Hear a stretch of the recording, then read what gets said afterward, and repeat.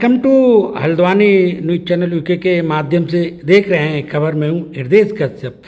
हमें सौभाग्य प्राप्त हुआ है कर्नल आलोक पांडे जी साहब, आपका हमारे चैनल में बहुत स्वागत है। तो यदि बात की जाए सर, इधर के मौसम चल रहा है कितना अच्छा अभी, और आपके हम आवास पे पहुंचे हैं। यदि पर्वतीय क्षेत्र की बात की जाए तो सर आपका पैतृक घर से लेकर शिक्षा दीक्षा के बारे में थोड़ा आप अपने बारे में बताएंगे। वी कैन से दैट, हमें कह सकते हैं ब्रीफ इंट्रोडक्शन योरसेल्फ। पहले तो आपका हृदय कश्यप जी और आपके new Haldwani welcome to Haldwani news channel का बहुत बहुत धन्यवाद। और आप हमारे घर में आए और पर्सनली मेरा एक साक्षात्कार ले रहे हैं, इसके लिए मैं दोबारा आपको धन्यवाद देता हूं। जहां तक मेरे बारे में जानकारी है, मैं कर्नल आलोक पांडे अभी सेवानिवृत्त हुआ हूं एज ए रीजनल डायरेक्टर उत्तल कुमाऊं मंडल से।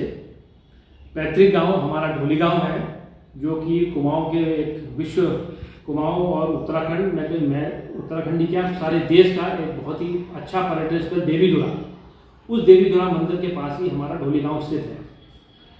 मैं गांव में तो ज़्यादा नहीं रहा हूँ और ज़्यादातर मेरा जो बचपन है वो नैनीताल में बीता है। 10वीं और 12वीं की पढ़ाई मैंने वहीं सेंट जोसेफ कॉलेज नैनीताल से की है। उसके पश्चात 2 साल का ग्रेजुएशन मैंने Kumaon university DSB college Nainital से किया है। अभी हम हल्द्वानी अपने पैतृक निवास जो हमारे दादाजी ने बनाया था, ठंडी सड़क भोटिया पड़ाव में निवास है। जहाँ तक मेरा फौज का सवाल है, 1983 जनवरी में मैंने भारतीय सैन्य अकादमी Indian military academy Dehradun join की थी और 9 जून 1984 को भारत के एक बहुत ही मशहूर प्रतिष्ठित बटालियन 16 राजपूताना राइफल्स में मेरा कमीशन हुआ। तकरीबन 36.5 साल की सेवा मेरी सेना में रही और इस दौरान मुझे पूरे भारतवर्ष में रहने का मौका मिला, जिसमें 1.5 वर्ष IPKF Indian peace keeping force जो कि श्रीलंका में गई थी, उसमें भी रहने का मौका मिला। बटालियन के अंदर मेरा बहुत अच्छे समय मिला और यहाँ मुझे बहुत कुछ अपने कमांडिंग ऑफिसर्स से सीखने को मिला, जिनके बारे में मैं जरूर 2 मिनट बात करना चाहूँगा। हमारे पहले commanding officer brigadier Girdhari Lal Verma, जिन्होंने हमें बहुत कुछ डिसिप्लिन, टाइम और कई चीज़ें हमको सिखाई। उसके अलावा कर्नल सतीश चंद्र रावला, जिनके नीचे मैंने Indian peace keeping force Sri Lanka में काम किया, बहुत ही प्रोफेशनल ऑफिसर थे और बहुत कुछ उनसे सीखने को मिला। उसके अलावा colonel Dharamvir Redu, brigadier SK Singh, lieutenant general Ramesh Rana, ये भी हमारे कमांडिंग ऑफिसर्स रहे और इनसे भी हमको बहुत कुछ सीखने को मिला। ब्रिगेडियर SK सिंह साहब के नीचे भी मेरे को करीब 1.5 साल रहने का मौका मिला और उनका मैं 2IC रहा। तो उन्होंने मुझे कार्य करने के लिए पूरी फ्रीडम दे रखी थी और काफ़ी अच्छा समय भी उनके साथ मेरा निकला और उस टाइम भी बटालियन ने काफ़ी स्पोर्ट्स में और ट्रेनिंग एक्टिविटीज में काफ़ी नाम कमाया। ओवरऑल मेरा बटालियन के अंदर और भारतीय सेना में बहुत ही अच्छा समय बीता। इसके पश्चात जुलाई 2022 में मैंने उत्तराखंड पूर्व सैनिक कल्याण निगम लिमिटेड उपना ज्वाइन किया और 13 जून 2026 को मैं फाइनली उपनल से सेवानिवृत्त हुआ। उपनल की बात की जाए तो सर कैसे रही आपकी 4 साल की सेवा, कैसा एक्सपीरियंस रहा? मेरा उपनल के अंदर 4 साल बहुत ही, मैं कहूँगा गोल्डन पीरियड, स्वर्णमय काल रहा, क्योंकि मुझे ये सौभाग्य प्राप्त हुआ कि मैंने बहुत ही एक्स सर्विसमैन और उनके डिपेंडेंट्स, उनको उत्तराखंड सरकार की जो अलग अलग डिपार्टमेंट्स हैं वहाँ पर उनको नौकरी करने का मौका दिया और बड़ी संख्या में हमने एक्स सर्विसमैन और उनके डिपेंडेंट्स को नौकरी दी। तो मुझे बहुत ही एक सेटिस्फेक्शन हुआ कि हमारे एक्स सर्विसमैन जो बड़ी संख्या में एक छोटी उम्र में रिटायर होकर आ जाते हैं 38, 40, 42, 45 साल के अंदर, उन काफ़ी लोगों को जिनको अभी नौकरी की ज़रूरत होती है, उनको हमने उपनल के थ्रू सरकार के वेरियस डिपार्टमेंट में नौकरी दी। तो मुझे ये बहुत ही एक मेंटल पीस और सेटिस्फेक्शन है। बाकी हमारे जो MD साहब थे ब्रिगेडियर JNS बिष्ट वीर चक्रा और हमारे सैनिक कल्याण मंत्री श्री गणेश जोशी जी, हमारे चारों DGM colonel Negi Sahab, colonel major Himanshu Rautela, colonel Manoj Rawat और कर्नल DD शर्मा, इन सब लोगों से मेरे को बहुत ही ज़्यादा सहयोग प्राप्त हुआ, जिसकी वजह से मैं उपनल को बहुत अच्छी तरह चला सका। और मुझे अभी और अच्छा लग रहा है कि मैंने एक बहुत ही काबिल officer lieutenant colonel Govind Singh Kanyal को उपनल कुमाऊं मंडल की जिम्मेवारी सौंपी है और मुझे पूरी उम्मीद है कि जिस ढंग से उनका बैकग्राउंड रहा है वो उपनल को और भी ऊंचाइयों में ले जाएंगे। पंडित जी, यदि बात की जाए राजनीति की, तो आपके पैतृक राजनीति की बड़ी चर्चाएं हैं पूरे शहर में। जहाँ तक परिवार के राजनीति में जोड़ने का सवाल है, हमारे पिताजी श्री प्रकाश चंद्र पांडे जी खुद राष्ट्रीय स्वयंसेवक संघ के मेंबर रहे जब ये इलाहाबाद यूनिवर्सिटी में पढ़ते थे और काफ़ी समय तक इन्होंने आरएसएस में समय बिताया।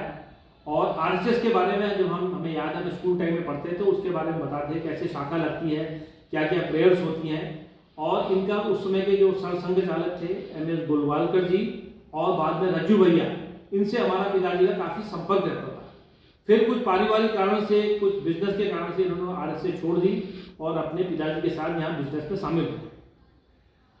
हमारे दादाजी खुद नैनीताल जिले के प्रथम जिला पंचायत अध्यक्ष रहे और अपने समय में उन्होंने बहुत अच्छा काम किया, जिसकी वजह से उन्हें ब्रिटिश सरकार ने राय साहब की पदवी दी।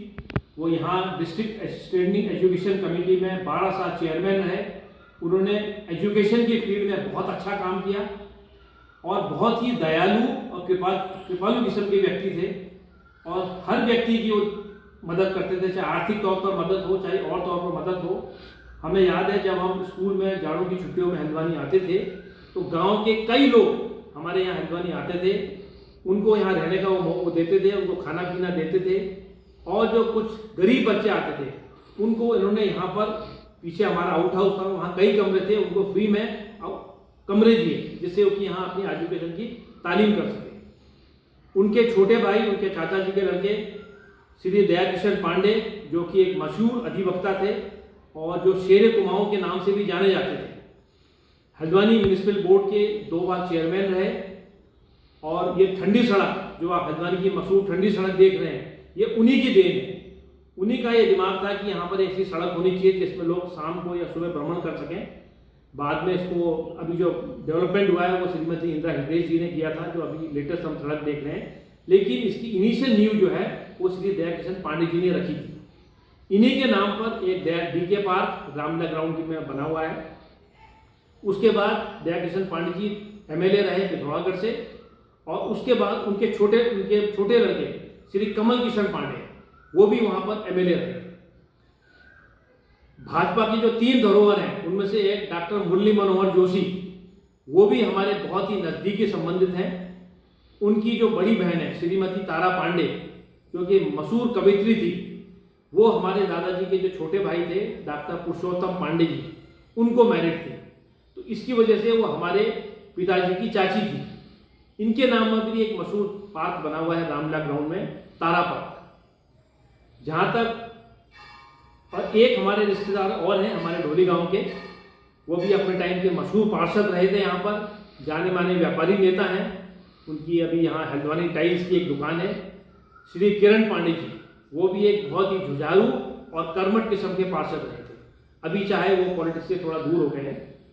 जहाँ तक माता जी की ओर से सवाल है, हमारे नाना जी जो थे, उनके दादाजी के छोटे भाई कुमाऊं केसरी के नाम से श्री बद्रीदत्त पांडे जी, जिन्होंने कुमाऊं का इतिहास भी लिखा है, उस तरफ से हमारा राजनीतिक जो था वो बद्रीदत्त पांडे की तरफ से जुड़ा हुआ है। तो इसलिए हमारे जो पुराने दादाजी, नाना जी, ये सब कुछ लोग थे, ये काफ़ी पॉलिटिक्स में एक्टिव रहे थे। उसके बाद हमारे पिताजी और चाचा लोग क्योंकि सब गवर्नमेंट सर्विस में आ गए हैं, तो इससे थोड़ा सा राजनीति का बीच में हल्का ब्रेक हो गया। पांडे जी, बात की जाए तो महिला हॉस्पिटल की बात, महिला हॉस्पिटल जो नींव है, उसका पूरा डिज़ाइन, उसका कंसेप्ट, उसको पूरा तैयार करने का हमारे नाना जी पंडित मथुरादत्त पांडे जी, जो कि डिस्ट्रिक्ट बोर्ड के चीफ इंजीनियर थे, उनके निरीक्षण में, उनके उसमें सारा जो है ये महिला अस्पताल बना है। और हर साल हम 23 सितंबर 1937 में ये इसका इनॉग्रेशन हुआ था और इसीलिए हम हर साल 23 सितंबर को जाकर वहाँ पर एक छोटा सा हॉस्पिटल के स्टाफ और वहाँ के प्रिंसिपल के साथ एक कार्यक्रम रखते हैं। पांडे जी, यदि आपके फैमिली बैकग्राउंड की बात की जाए तो एक राजनीति में स्टार बनकर है, जिनको अब भी जानते, मैं भी सुनता हूँ तो सब अब भी नाम आता है, लेकिन मेरे को ये पता नहीं था कि आपके ही परिवार से हैं। और तो पांडे जी, राजनीति की बात की तो इस समय तो आप भी फ्री हैं आर्मी से और सब वहाँ से, तो आप आइए राजनीति में, आपका स्वागत है। धन्यवाद हृदय कश्यप जी कि आप मेरे को इन्वाइट कर रहे हैं कि मैं एक्टिव राजनीति ज्वाइन करूं। राजनीति में मैं ये तो नहीं कहूँगा कि मेरा बहुत ज़्यादा इंटरेस्ट है, लेकिन जरूर थोड़ा बहुत इंटरेस्ट जरूर है, क्योंकि जैसा मैंने आपको पहले बताया कि हमारे दादाजी नाना जी हमारे इसमें काफ़ी एक्टिव पॉलिटिक्स में रहे थे। तो अब ये आने वाला समय बताएगा कि मैं एक्टिव राजनीति में आता हूँ या नहीं आता हूँ, लेकिन जरूर मेरे को राजनीति में इंटरेस्ट है। और थोड़ा सा मेरे को भारतीय जनता पार्टी की नीति पॉलिसीज़, और क्योंकि हमारे दादाजी हमारे पिताजी डॉक्टर मुरली मनोहर जोशी, क्योंकि सबका इसी पार्टी से संबंध रहा था, तो इस पार्टी की ओर मेरा थोड़ा सा झुकाव है। और अगर समय बीता, आने वाला समय मैं कह नहीं सकता हूँ क्या होगा, जरूरत पड़ी तो जरूर मैं इस पार्टी को ज्वाइन करके एक्टिव पॉलिटिक्स जरूर ज्वाइन करूँगा। पंडित जी, यदि बात की जाए एक सच्चाई की हकीकत है, आप जैसे महान व्यक्तियों को भारतीय जनता पार्टी में आना चाहिए और प्रदेश का, देश का, क्षेत्र का जो कार्यभार है उसको नाम करना चाहिए। मेरे को तो ये समझ है। नहीं, आप बिल्कुल, मैं आपकी पूरी बात से पूरी तरह सहमत हूँ कि क्योंकि अब मैं रिटायर हो गया हूँ और मेरे पास अब समय काफ़ी है, तो ज़रूर मैं इस पर सोच विचार जरूर करूँगा कि क्यों नहीं एक्टिव राजनीति में आया जाए। वैसे मैं इनके RSS के एक दो ऑर्गेनाइजेशन से जुड़ा हूँ। एक एकल शिक्षा अभियान है, उसमें मैं काफ़ी एक्टिवली जुड़ा हूँ और उनके सारे कार्यक्रमों में जाता हूँ। बाकी कुछ भी छोटे RSS के जो कार्यक्रम होते हैं उसमें भी जाता हूँ, और अगर मुझे ठीक उचित लगा कि आना चाहिए तो मैं जरूर भारतीय जनता पार्टी का ज्वाइन करके इसका एक्टिव मेंबर बनूंगा, और जो भी कंट्रीब्यूशन मेरा पार्टी के लिए, देश के लिए होगा, मैं जरूर दूंगा। धामी जी की बात की जाए, धामी जी के बारे में यही कहूँगा, एक तो यंग है, बहुत ही जुझारू, बहुत ही कर्मठ और बहुत ही सहनशील व्यक्ति, बहुत ही मिलनसार व्यक्ति, और अपनी तरफ से जहाँ तक मैं सोचता हूँ अपनी तरफ से वो पूरी कोशिश कर रहे हैं कि ये राज्य का में प्रगति हो, लोग खुशहाल रहें, और जो जो हम अच्छी चीज़ें उत्तराखंड के अंदर कर सकते हैं उसको करें। मैं इनको बेस्ट ऑफ लक देता हूँ।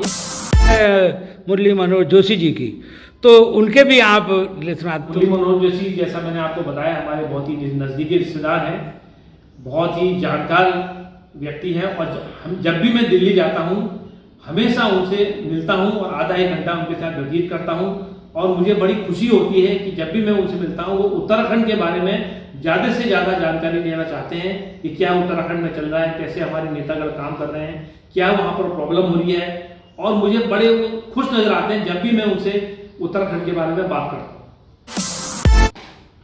पांडे जी, यदि बात की जाए 2027 की विधानसभा चुनाव आ रहे हैं, यदि पार्टी आपको टिकट देती है तो क्या करेंगे? ये तो आपने ऐसा सवाल पूछ दिया, टिकट देंगे तो वेलकम है, ऐसा कोई वो बात नहीं है, लेकिन इसमें मैंने अभी कोई ऐसा बहुत कोई सोच विचार किया नहीं।